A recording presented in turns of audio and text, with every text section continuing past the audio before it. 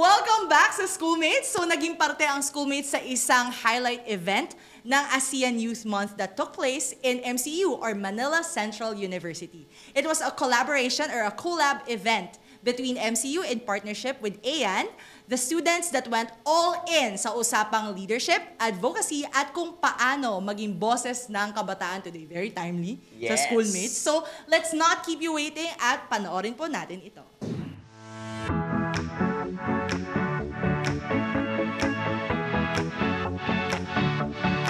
AYAN Philippines started our pool of research for our partners for this years, and actually we started partnering with their student council as well. And since our meeting po requires the presence of the administration actually sent the interest to partner with us directly instead of their student organizations lang po. So with that, nagkaroon po kami ng seated meeting and of course mga collaboration meeting po that could actually na nakapag-lead din po kung ano po yung meron po tayo ngayon, which is the ASEAN Youth Month Philippines. One of the major purpose of this event, of course, is to empower the Manila Central University students, to advance the Sustainable Development Goals, to be aware of our purpose, since it's really an urgent call for us that we only have 5 years left before the 2030 agenda, and we see the urgent of working together for this one, and we see that partnering with AYAN PH and Manila Central University could actually help our organization and their initiative as well to advance more of our initiative this year. And of course, one we look forward is matuto yung mga students po natin magkaroon ng mga plano, hindi lang dahil sa natutunan na today, but kung ano pa yung magagawa nila sa mga susunod po na mga araw at henerasyon. At of course, sa mga taon na darating pa para sa ASEAN. We really see na ang mga kabataan ay kapag empowered, they work together para sa ikakaunlad ng Pilipinas and of course the ASEAN region to build cultural understanding, para magkaroon ng pagkakaisa, pagkakaunawa, and of course, to work towards kung ano nga ba yung goal natin, because we believe that one identity, one ASEAN youth, and one for the community.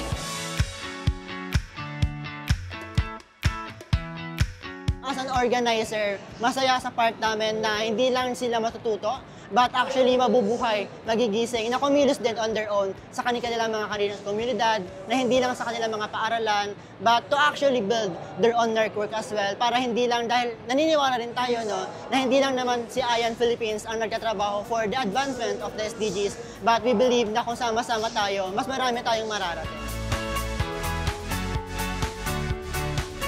The communities are global. The challenge is to put community in that globality. Ibig lang sabihin, since interconnected ang world na ngayon, lahat ng gagawin natin, maaari magkaroon ng global impact. Hindi ka na kailangang lalayo pa. Nasa komunidad mo lang ang action. So community action. Now, ang kailangan lang, solidarity all over the world so that we can have a more effective action, especially kung climate change pinag-usapan, especially kung global issues like hunger. Any global issues can only be addressed effectively if there's global action. Ito yung bago ngayon, In a highly interconnected world, community action is global action. Iniibitahan namin kayo na makiisa sa pag-usbong ng ASEAN, and of course ng ating goal para sa ASEAN community. We believe na kapag tayo ay sama-sama, maliit man ang iyong bag, malaki man ang iyong nagagawa, all of that matters. Kaya kung ano man ang iyong nararamdaman ngayon, ano man ang humahadlang sa iyo ngayon, you are welcome to join the movement. Because this is not just our initiatives, this is our mission together.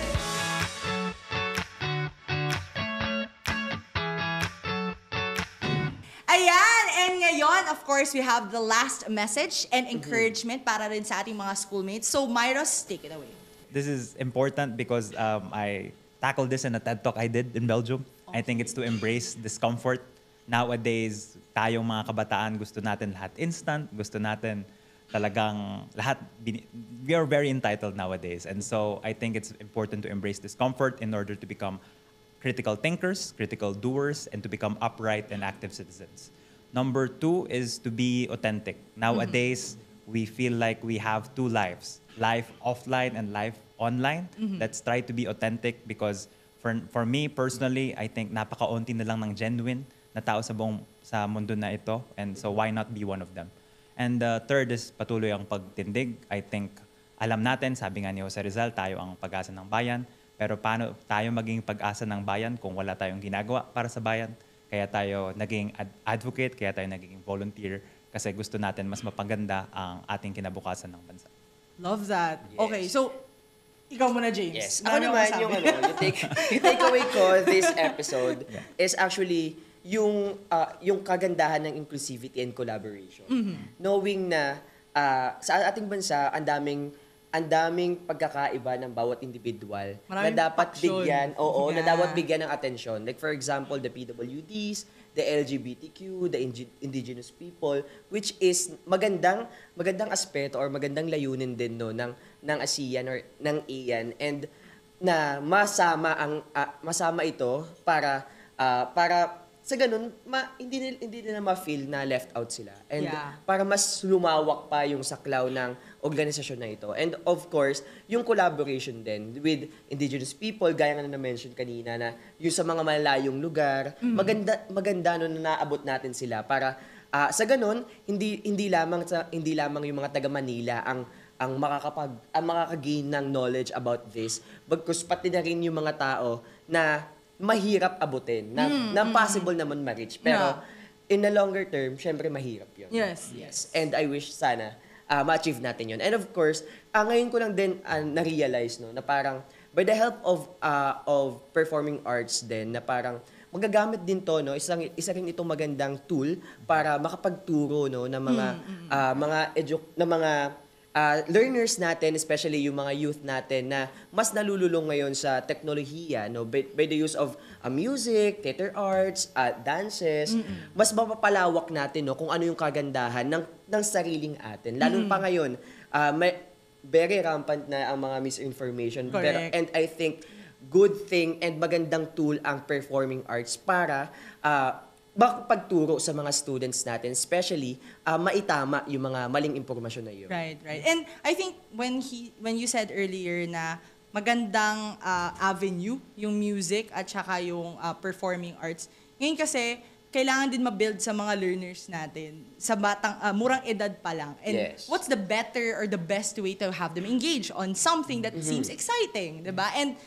sana dun sa mga guro din, like you, Yes. future teacher, na parang start them young. Na sa murang edad pa lang, maging mulat na sila na kung ito yung mga problema nakita na sa bahay, sa barangay, sa mga organisasyon, hindi lang itong mga problema na problemang pang Pilipinas lang. Malamang, itong mga problema na ito also is existing in other countries. Sorry to say, but in a lot of third world countries. Right. And maybe, sa mga learners din natin magsisimula, ano ba yung possible na solusyon?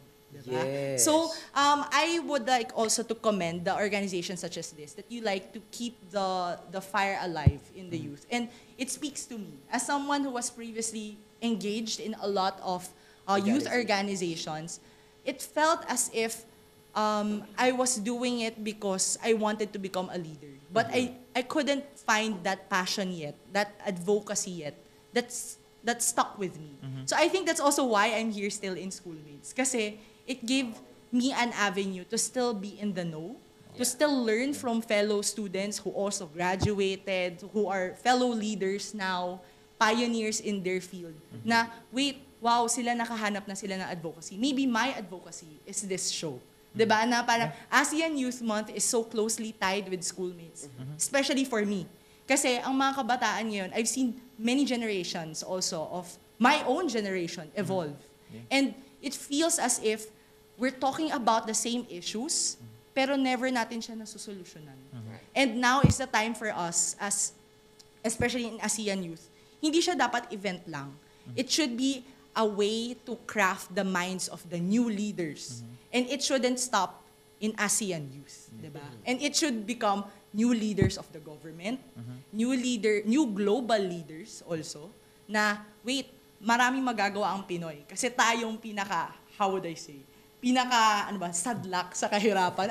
Romanticizing Marami poverty, tayong hugot. Sorry, marami tayong hugot bilang Pilipino. And maybe that's something that we can bring out of ourselves sa mga kabataan. You want to be relevant? You want to be famous? Do something about this. Yes. Maybe if you become a thought leader, you'll become more relevant. Kasi Make a change. yung legacy mo is not something that's just viral on the internet. Yeah. Pero something that made changes with the lives of not just Filipinos, pero ASEAN countries as well. 'Di ba? So parang sana yung ASEAN Youth Month, nanginayang ako. Kasi feeling ko, hindi ko na-involve yung sarili ko nung I was a student. So sana yung mga schoolmates natin, now's your chance. You wanted to be relevant, you wanted to learn more, you want to stay ahead of the game, learn more about this. Kasi dito sa mga sustainable development goals na to, dito yung next career path nyo. Yes. Dito yung next path nyo to become relevant to the society. Diba? So, dami kong feels sa episode na to. At syempre, papasalamatan natin si Myros. Thank you so much for all that you do and the organizations that you lead. Ayan. At syempre, huwag natin kakalimutan pasalamatan ang BP Studio! Thank you so much sa bagong Maraming Pilipinas salamat Studios. po. Yes. So, syempre, it takes a village for us to keep going. So, maraming salamat sa bagong Pilipinas Studio, sa mga researchers natin dyan sa likod. And with that, sa bawat kwento, sa bawat issue, may boses tayong mga kabataan. Sumali makinig at makiisa dahil ang bawat opinion natin ay mahalaga. Kaya naman, sabay-sabay nating isigaw sa buong mundo, schoolmates at ayan, May pakialam ka!